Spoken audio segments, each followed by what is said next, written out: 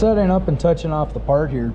So I adjusted my tool 1 back so it's the main tool that we're going to be using here. So we're going to face off our part, we're going to turn down our diameter, we're going to be able to measure our diameter and use that for our touch off.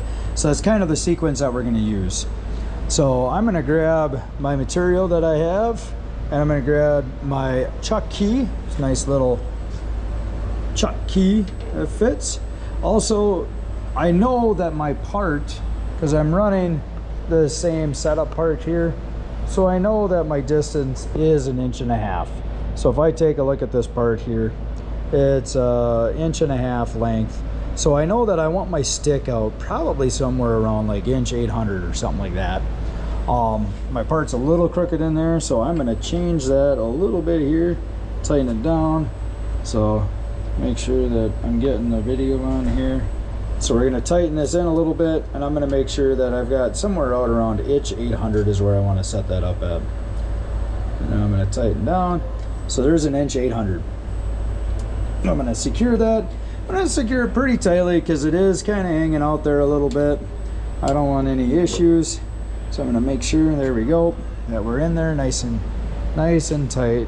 Put my wrench back. See, we got a nice little setup station here. We did order a new toolbox, so hopefully a new toolbox comes in and makes this a little bit nicer. But yeah, so there is our part. We're going to use tool 1. We're going to face off, and then I'm going to show you the 0, and then we're going to turn the diameter. So remember, in order to do that, got to have the door closed. I'm going to turn on the spindle. Spindle turns on.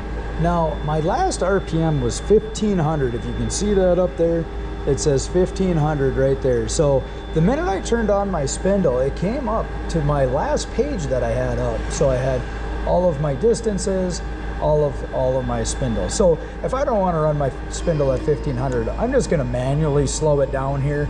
I can go back into MDI and I can type in a new spindle speed.